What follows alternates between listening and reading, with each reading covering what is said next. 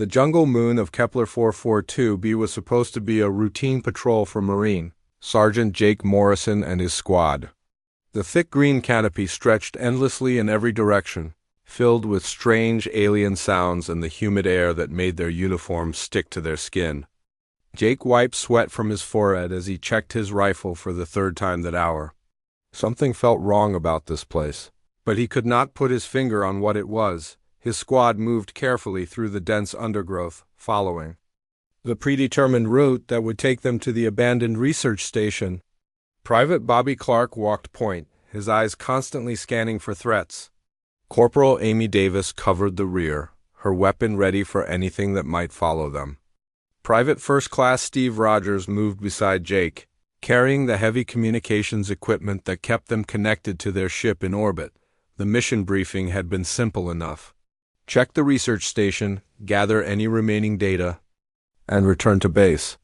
The scientists had left in a hurry 3 months ago when strange energy readings started appearing in the area.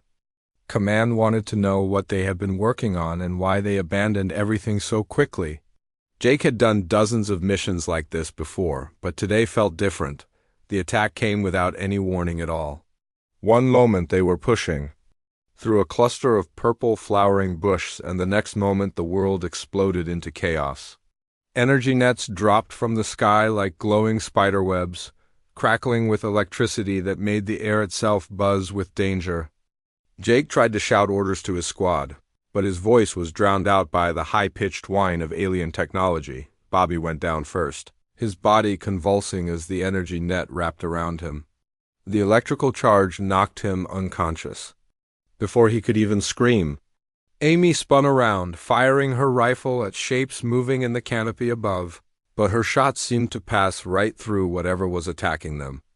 Steve dropped the communications equipment and pulled out his sidearm, but another net caught him before he could take aim. Jake rolled behind a fallen log and tried to get a clear view of their attackers. Through the gaps in the leaves above, he could see sleek ships that seemed to bend light around them, making them nearly invisible. The ships were unlike anything in the human military database, with smooth curves and no visible weapons. But the energy nets kept falling like rain, and his squad was disappearing one by one. He keyed his radio and tried to call for backup, but only static answered him. Whatever technology the aliens were using, it was jamming all their communications. Jake was completely cut off from any help, watching his people fall to an enemy he could barely see. The feeling of helplessness made his hands shake with anger and fear. A shadow passed over him, and Jake looked up to see one of the alien ships, hovering directly above his position. The ship was massive, easily the size of a small building, but it made no sound at all as it moved through the air. A hatch opened in its belly, and Jake could see figures moving inside. They were tall and thin, with 4 arms and what looked like natural armor covering their bodies. The aliens dropped down on cables, moving with a grace that no human could match. Jake got his first clear look at them as they approached his hiding spot. They stood nearly 8 feet tall with chitinous plates covering their skin like the shell of an insect. Their faces were angular and sharp, with large eyes that seemed to glow with their own light. Each of their 4 arms ended in hands that had too many joints and fingers that looked more like claws. Jake opened fire with his rifle, aiming for what he hoped were vital areas. His shots struck the leading alien center mass, but the bullets simply bounced off its natural armor without leaving so much as a scratch. The creature tilted its head at him, almost like it was curious about his attempt to fight back. Then it raised one of its 4 arms and pointed a device at him that Jake had never seen before. The energy beam that hit him was unlike anything he had experienced in all his years of military service. It did not burn or cut like a laser would have. Instead, it seemed to drain all the strength from his body in an instant. His rifle fell from numb fingers and his legs gave out beneath him. Jake tried to stay conscious, tried to keep fighting, but darkness crept in from the edges of his vision. The last thing he saw before unconsciousness took him was the aliens moving efficiently through the area, collecting his unconscious squad members and loading them into the hovering ships. They worked with the precision of a military unit, but there was something else in their movements. It looked almost like excitement, As if they had found exactly what they were looking for, Jake woke up in a cell that was unlike anything he had ever seen. The walls seemed to be made of pure energy, crackling with blue and white electricity that hurt to look at directly. The floor beneath him was solid, but everything else about the room defied his understanding of physics. He could see through the energy barrier to a corridor beyond, where other cells held different creatures. His head pounded with a headache that felt like someone was driving nails into his skull.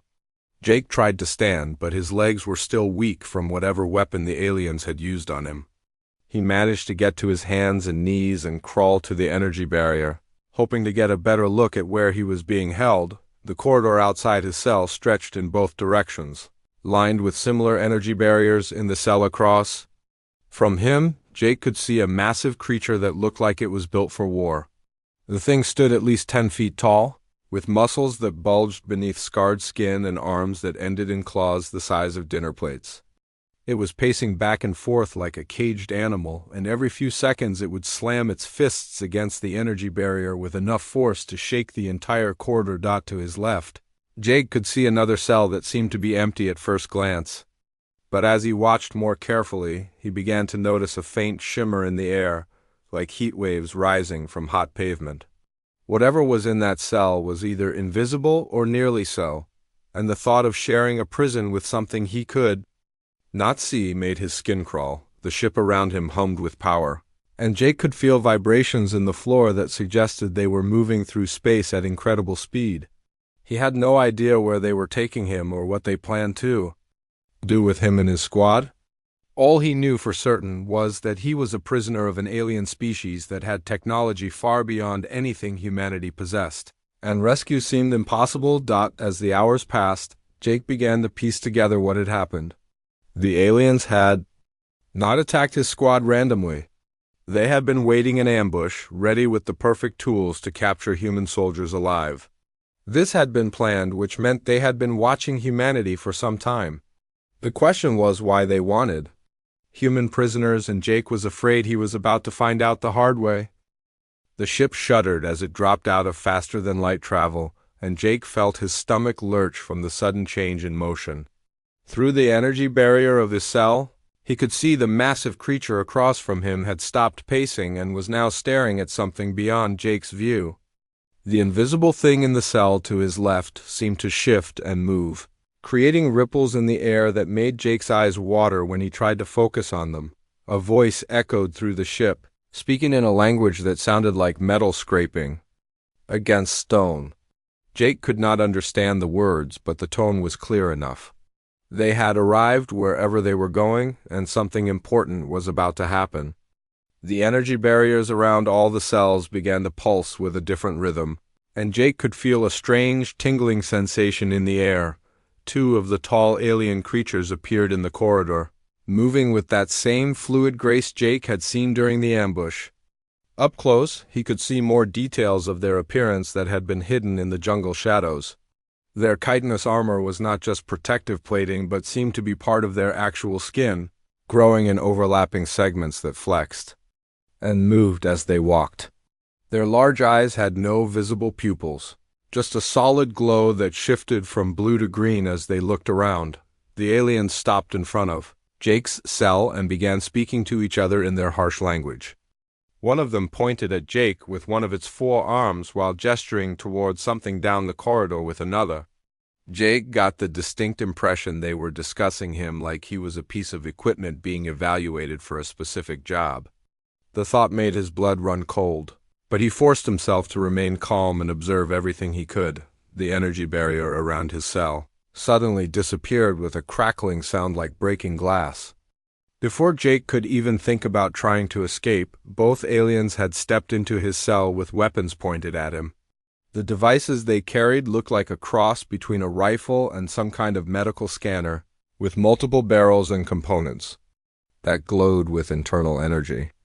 Jake had no doubt they could kill him instantly. If he made any sudden moves, one of the aliens gestured for him to stand and move toward the corridor. Jake climbed slowly to his feet, his legs still weak from whatever weapon they had used to capture him. As he stepped out of his cell, he could see the full extent of the prison area for the first time. The corridor stretched much farther than he had realized, with dozens of cells containing creatures he could never have imagined in his worst nightmares. In one cell, a being that looked like it was made of living metal sat in perfect meditation pose, its surface reflecting the light from the energy barriers in strange patterns. Another cell held what appeared to be a plant creature with vines that moved independently, and flowers that opened and closed like mouths filled with sharp teeth. Every cell contained something designed for violence and destruction, and Jake began to understand that he was not just a prisoner but a very specific type of prisoner. The aliens marched him through a series of corridors that grew more elaborate as they went deeper into the ship. The walls changed from simple metal to ornate designs that seemed to tell stories in pictures and symbols. Jake could see scenes of combat and victory, with the tall aliens standing over defeated enemies from dozens of different species. The message was clear enough even without understanding their language. These were a warrior people, and they celebrated conquest above all else. They entered a massive chamber that took Jake's breath away despite his situation. The room was easily the size of an aircraft hangar with a dome ceiling that showed what Jake assumed was a view of space outside. But instead of stars, he could see a planet below them that defied everything he thought he knew about worlds. The surface was covered in structures that glowed with their own light, creating patterns that looked almost like circuit boards when viewed from orbit. At the center of the chamber stood the largest alien Jake had seen yet. This one was clearly ancient, with scars covering its natural armor and additional pieces of what looked like artificial enhancement grafted onto its body. 2 of its 4 arms had been replaced with mechanical versions that moved with precise, calculated motions. Its eyes glowed brighter than the others, and when it looked at Jake, he felt like he was being examined by something that could see right through him. The 2 guards spoke to this apparent leader in their grinding language, occasionally pointing at Jake or gesturing toward displays that showed information Jake could not read. The leader listened without moving, its glowing eyes never leaving Jake's face. When the guards finished their report, the leader raised one of its mechanical arms and touched a control panel beside its chair. Suddenly, Jake could understand what they were saying, though their voices still sounded like metal scraping stone. The technology was translating their language directly into his brain, a sensation that made him dizzy and nauseous. The leader spoke first, its voice carrying the weight of absolute authority and centuries of command experience. "I am Corax, the undefeated, arena master of Nexus Prime and keeper of the Great Arena," the creature said, each word seeming to echo inside Jake's skull. "You are Jake Morrison, Terran Marine, captured during combat operations on Kepler 442b. Your species has gained a reputation for stubborn resistance and tactical adaptability. We are interested in testing these claims." Jake forced himself to meet the alien's glowing stare without flinching. "I'm a prisoner of war under the Geneva Convention," he said, though he suspected the reference would mean nothing to these creatures. "You're required to treat me according to international law and allow contact with my government." Corax made a sound that might have been laughter if it had come from a human throat. "Your primitive laws have no meaning here, Terran. You are now property of the arena, to be tested against the deadliest creatures we have collected from across the galaxy. If you prove entertaining, you may survive longer than most. If not, you will die quickly and be forgotten." The chamber around them began to change, and Jake realized they were landing on the planet he had seen from orbit. Through the transparent dome above, he could see massive structures rising from the surface like metal mountains. The largest of these was clearly their destination, a dome so huge it could have covered an entire city. As they descended toward it, Jake could see that the surface was covered in symbols and designs that seemed to move and shift in the light. "Behold the great arena," Corax said, gesturing toward the approaching structure with one of his mechanical arms. "Built over 1,000 years to house the deadliest warriors and creatures from every corner of the galaxy. No being has ever escaped its walls, and only death brings release from its trials. You will join the others in the gladiator quarters, where you will learn what it means to fight for the entertainment of a superior species." The ship settled onto a landing platform that extended from the arena's base, and Jake could see other vessels arriving and departing constantly. This was clearly a major operation. Not just a single arena, but an entire complex dedicated to collecting and displaying warriors from across known space. The scale of it was overwhelming, and Jake began to understand just how small and insignificant humanity must seem to these aliens. As guards prepared to escort him from the ship, Jake caught sight of something that gave him the first hope he had felt since his capture. Through a window in one of the other vessels, he could see a human face looking back at him. It was a woman with short dark hair and the bearing of a military officer, and she was watching his arrival with obvious interest. Jake was not the only human in this place, which meant he might not be facing the trials ahead completely alone. The guards pushed him forward toward the arena's entrance, but Jake kept that glimpse of another human prisoner fixed in his mind. Whatever these aliens had planned for him, whatever trials awaited in the great arena, he would face them with the knowledge that other humans had survived long enough to see his arrival. That meant survival was possible, and if survival was possible, then maybe escape was too. The gladiator quarters beneath the great arena were unlike anything Jake had imagined. The underground complex stretched for miles in every direction, carved from solid rock and reinforced with the same quantum-forged materials that made up the arena walls above.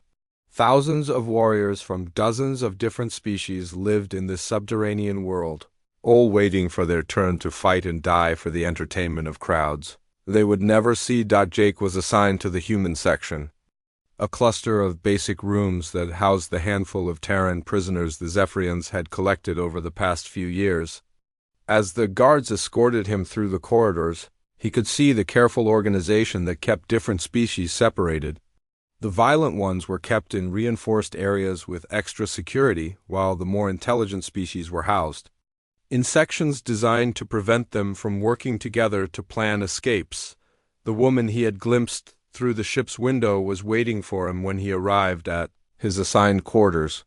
She stood with the confident posture of someone who had earned respect through combat. Her dark hair pulled back in a practical style that kept it out of her face during fights. Scars on her arms and face told the story of someone who had survived multiple arena battles, something Jake was beginning to understand was almost impossible. "Lisa Grant, former pilot with the Colonial Defense Force," she said, extending her hand in greeting. "Shot down during a rescue mission about 6 months ago. Welcome to hell, Marine." Jake shook her hand and felt the calluses that came from constant weapon training. "Jake Morrison, Earth Marine Corps. How many of us are down here?" 8 humans total, though we lost 2 last week," Lisa replied, her voice carrying the weight of too much loss. "The Zephyrians are fascinated with human tactics and endurance, so they keep capturing our military personnel whenever they find. The problem is, the arena has a way of wearing down even the toughest fighters." She led him through the human quarters, introducing him to the others who had survived long enough to see his arrival. Danny Torres was a Navy explosives expert who had been captured during a demolition mission on an asteroid mining station. His knowledge of bombs and engineering had kept him alive by making him useful for the more complex arena challenges that required problem-solving as well as fighting. Kevin Walsh was a Marine sniper who had been taken during a border skirmish with unknown aliens that turned out to be Zephyrian hunting parties. His precision shooting had earned him victories in long-range combat scenarios, but Jake could see the toll that constant killing was taking on the man's sanity. He spoke in short, clipped sentences, and his eyes never seemed to focus on anything. For very long, the others were Ashley Moore, an Army engineer who specialized in defensive systems, and Carl Jackson, a Marine heavy weapons specialist whose size and strength had made him a crowd favorite in close combat matches. Each of them carried the same haunted look that came from being forced to kill for sport, but they had adapted to their situation with the professionalism that defined human military training. "The first thing you need to understand," Lisa explained, as they settled in what passed for a common area, "is that the arena isn't just about fighting, it's about entertainment. The Zephyrians don't just want to see us kill things. They want to see us struggle, adapt, overcome impossible odds, and then eventually fail. Every fight is designed to push us just a little bit further than the last one. Danny pulled out a crude map he had drawn on a piece of fabric torn from his uniform. The arena floor can reshape itself into any environment they want. I've fought in everything from underwater mazes to volcanic landscapes. The transformation system draws massive amounts of power from somewhere deep underground, but we've never been able to figure out exactly where the power source is located. Jake studied the map, noting the various access points and service tunnels that Danny had marked over months of careful observation. How often do the fights happen? Depends on the schedule and how popular you are with the crowds, Ashley answered. New fighters usually go up within a week of arrival. If you win, you get maybe a week to recover before the next fight. If you keep winning, they start making the challenges harder and the recovery time shorter. Kevin looked up from cleaning a makeshift weapon he had crafted from arena debris. The key is not to win too much too fast.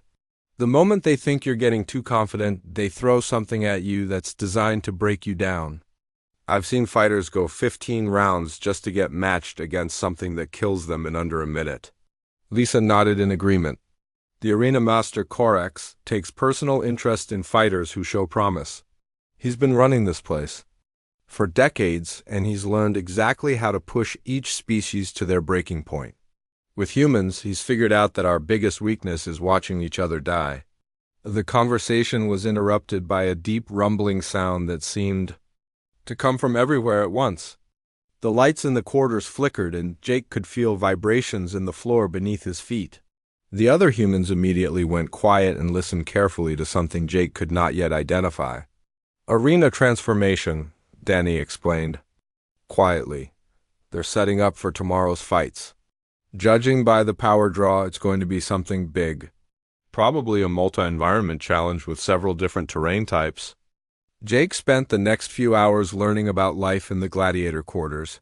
The daily routine was simple but harsh. Fighters were given basic food and water, access to crude training equipment, and medical treatment that kept them alive but did not eliminate the pain from their injuries. The goal was to maintain them as functioning combatants, while ensuring they never felt comfortable enough to forget their situation. The social dynamics among the different species were complex and dangerous. Some groups had formed alliances based on mutual respect earned through combat, while others maintained strict isolation to avoid showing weakness. The Zephyrian guards encouraged conflict between prisoners by providing better resources to those who eliminated their rivals in unofficial fights. The important thing to remember, Lisa said as she showed Jake to his sleeping area, is that this place is designed to break you down mentally as much as physically. The Zephyrians have studied every species they've captured, and they know exactly which psychological pressure points to hit. With humans, they've learned that we fight harder when we have something to protect, so they make sure we always have someone to lose. Jake's first night in the quarters was spent listening to the sounds of the complex around him. Somewhere in the distance, he could hear the roars and cries of creatures that defied description. The arena above was silent now, but Jake could imagine the massive space waiting for tomorrow's entertainment. The thought of fighting for the amusement of aliens made his stomach turn, but he also felt something else building inside him. As a Marine, Jake had been trained to adapt to any situation and find ways to complete his mission regardless of the obstacles. His mission now was not just survival, but finding a way to get himself and the other humans out of this place. The arena might be designed to be inescapable, but every system had weaknesses, and Jake was determined to find them. The conversations with Danny about the power systems had given him the beginning of an idea. If the arena required massive amounts of energy to operate, then that energy had to come from somewhere, and it had to be controlled by systems that could potentially be accessed or disrupted. The transformation systems that made the arena so dangerous might also be the key to bringing the entire structure down, but first, he had to survive his initial fights and earn the respect of both his fellow prisoners and his captors. Jake had no illusions about the challenges ahead, but he also had something the Zephyrians might not have counted on. He had the stubborn refusal to accept defeat that had made humans a force to be reckoned with across the galaxy, and he was planning to use that trait to destroy their perfect arena from the inside out. Jake's first fight came 3 days after his arrival in the gladiator quarters. The summons arrived in the form of a guard escort that appeared at his door before dawn, their weapons crackling with energy that made the air smell like burnt metal. Lisa squeezed his shoulder as he was led away, her eyes carrying a message that words could not express.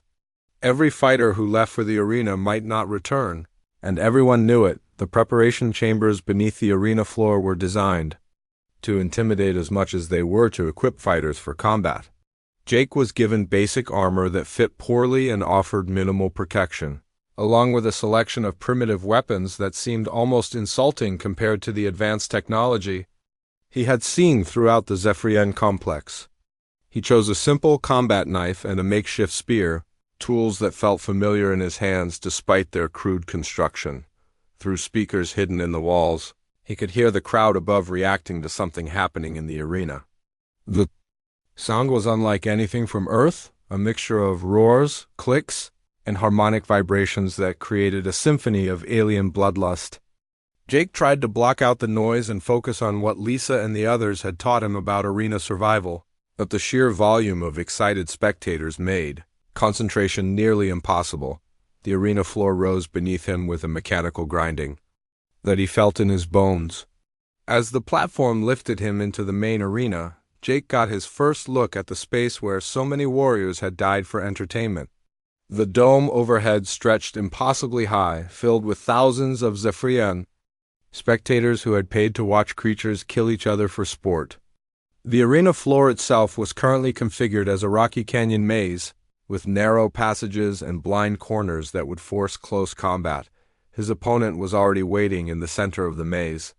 The Krillian Death Hunter stood nearly 7 feet tall, its insectoid body covered in natural armor that gleamed like polished metal. 6 arms ending in razor-sharp claws moved independently as it tested its reach and flexibility.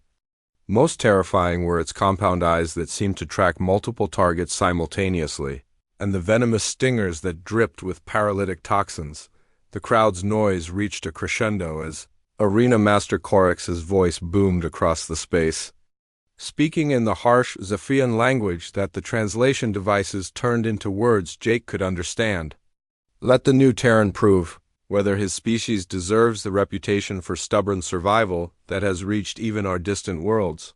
Face the hunter and show us if human adaptability is more than empty boasting. The starting signal was a sound, like breaking glass that echoed off the canyon walls.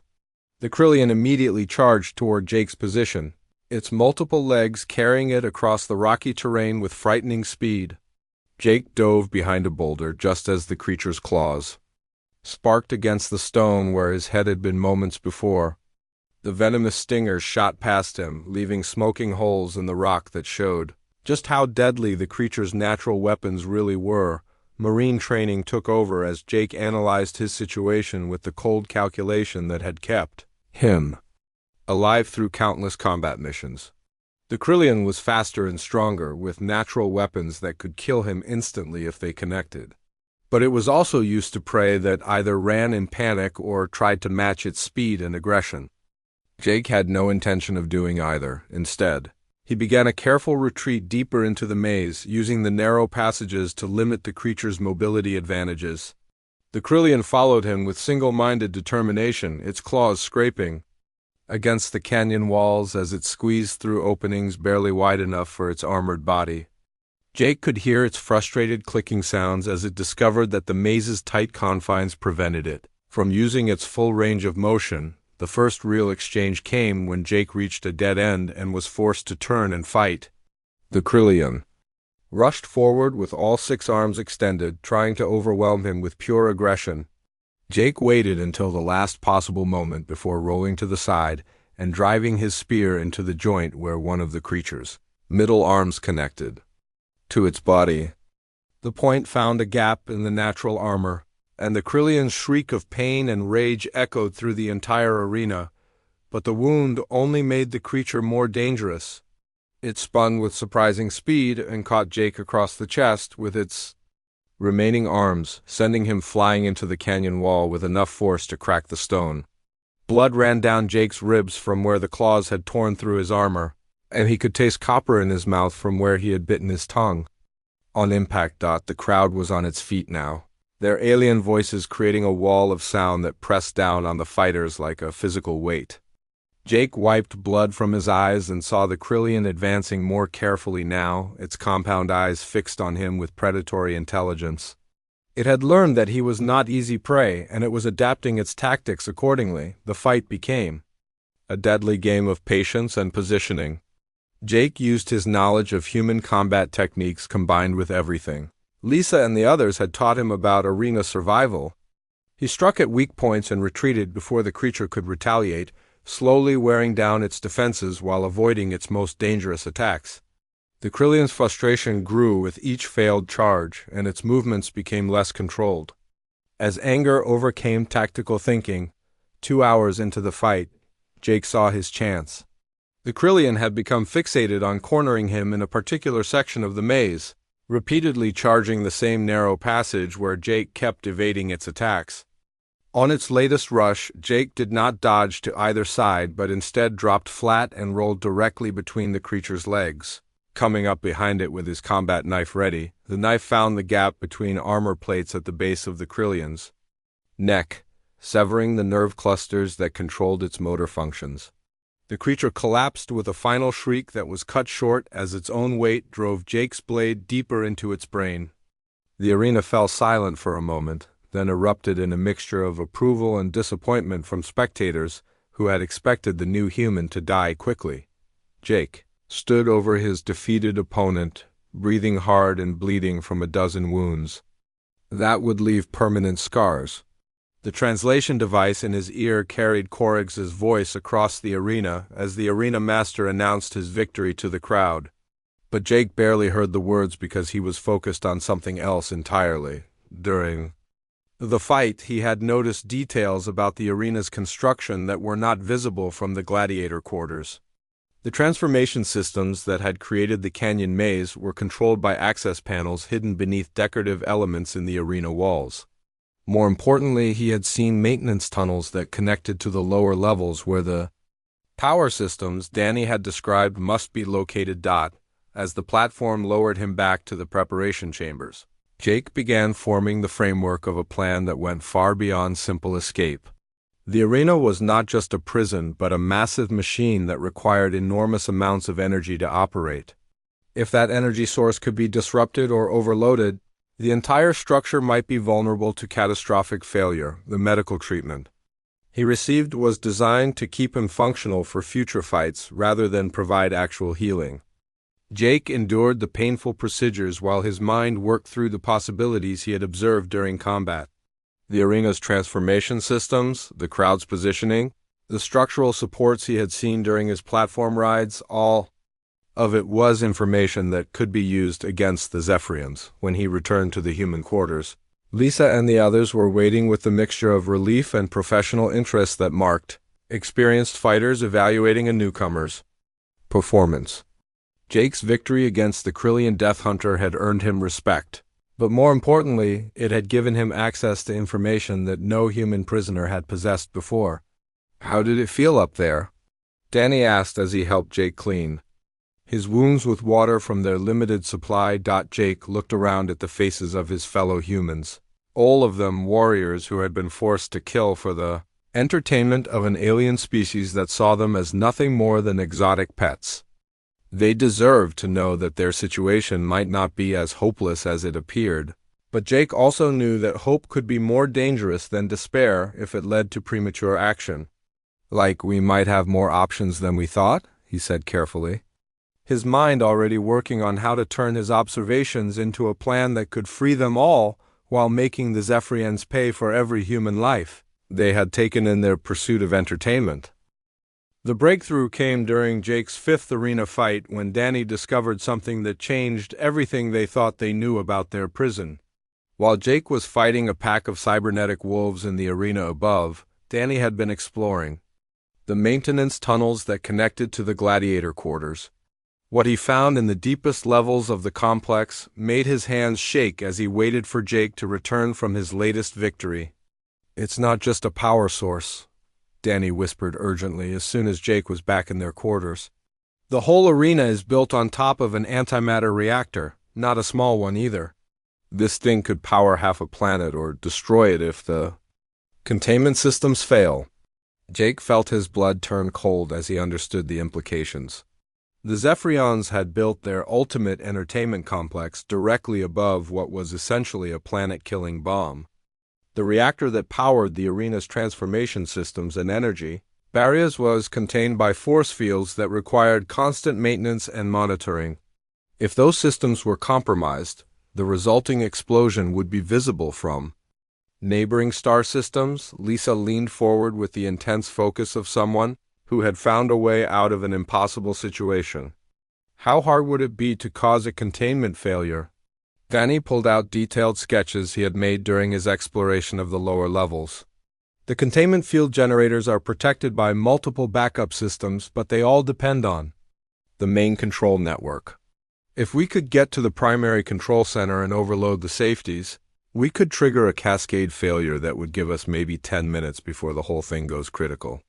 10 minutes to get from the deepest level of the complex to an escape vehicle, Kevin said, his sniper's mind already calculating distances and obstacles. That's assuming we can even reach the control center without being detected by security. Jake studied Danny's sketches and began to see the framework of a plan that was both brilliant and completely insane. What if we didn't need to reach an escape vehicle? What if we could get to the arena's emergency evacuation system instead? The emergency evacuation system was something Jake had noticed during his fights, but had not fully understood until now. The arena had multiple escape routes designed to get spectators and staff to safety in case of catastrophic system failure. These routes included high-speed transport pods that could reach orbit in minutes, but they were only accessible from the arena's central platform. "You're talking about fighting your way to the championship level," Ashley said, understanding immediately what Jake was suggesting. "The central platform is only used for the most important matches, and it's heavily guarded by Korex's personal security forces." Jake nodded grimly. "Arena Master Korex has been watching my fights with increasing interest. He's mentioned several times that he wants to test me against more challenging opponents. If I can work my way up the rankings fast enough, I might be able to get access to the central platform during a championship match." The plan they developed over the following weeks was complex and required perfect timing from all participants. Jake would continue fighting and winning in the arena, building his reputation until Korex offered him a championship match on the central platform. Meanwhile, Danny and Lisa would prepare to infiltrate the reactor control systems and trigger the containment failure. When the evacuation alarm started, Jake would fight his way to the emergency transport pods and escape before the antimatter explosion destroyed the entire complex. Jake's fights became more brutal and spectacular, as he deliberately attracted Korex's attention. He defeated a Vorthic energy being by using the arena's own transformation systems against it, trapping the creature in a maze of force fields until it exhausted its power reserves. He survived a three-way battle against opponents, who had been chosen specifically because their abilities complemented each other perfectly, using human unpredictability to turn their coordination into a weakness. The crowds began chanting his name after each victory, and Jake could see Arena Master Korex taking personal interest in creating increasingly elaborate death traps designed to test his limits. Each fight brought him closer to the championship level, but it also brought him closer to the attention of security forces who might discover what he was really planning. The turning point came when Korex announced a special tournament featuring the arena's most successful gladiators. The winner would earn the unprecedented honor of facing Korex himself in single combat on the central platform, with the entire Zephyrian nobility in attendance. More importantly for Jake's plan, the championship match would take place directly above the reactor control center, with minimal security because no one expected the gladiators to pose a threat to the arena itself. Jake fought his way through the tournament brackets with the desperate efficiency of someone who knew that failure meant not just his own death, but the deaths of every human prisoner in the complex. He defeated warriors who had survived hundreds of arena matches, using tactics that combined Marine training with everything he had learned about alien combat techniques during his time in the gladiator quarters. The night before the championship match, Danny and Lisa made their final preparations for the reactor infiltration. They had identified the exact sequence of overrides needed to trigger a containment failure, and they had mapped out escape routes through the maintenance tunnels that would get them to emergency shelter before the explosion reached the lower levels. Remember, Jake told them as they reviewed the plan one final time, you wait for my signal from the central platform before you start the overload sequence. If something goes wrong with my fight, abort the mission and try to escape on your own. Lisa gripped his hand with the strength of someone who had fought beside him through impossible odds. We're all getting out of here together, Marine. That's not negotiable. The championship match began with Jake facing Arena Master Corex on the central platform while thousands of Zephyrian spectators filled the arena around them. Corex was everything Jake had expected and worse, a warrior enhanced by centuries of combat experience and advanced biotechnology that made him faster and stronger than any natural being had a right to be. The battle raged across the central platform, while Danny and Lisa infiltrated the reactor control center far below. Jake fought with everything he had learned during his time in the arena.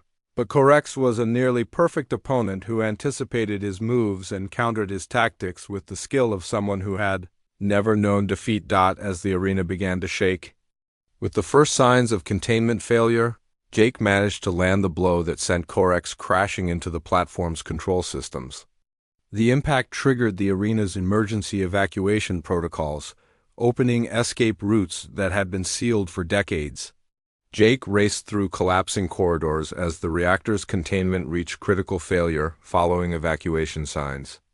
Toward transport pods that represented his only chance of survival, he reached the emergency hangar, just as the containment field generators failed completely. The explosion that followed was visible from 3 star systems away, a brief, brilliant star that marked the end of the galaxy's most infamous gladiatorial complex. In the aftermath, rescue ships found only a handful of survivors floating in escape pods, including 3 humans who had done what everyone said was impossible. Jake Morrison had not just survived the Great Arena or escaped from it.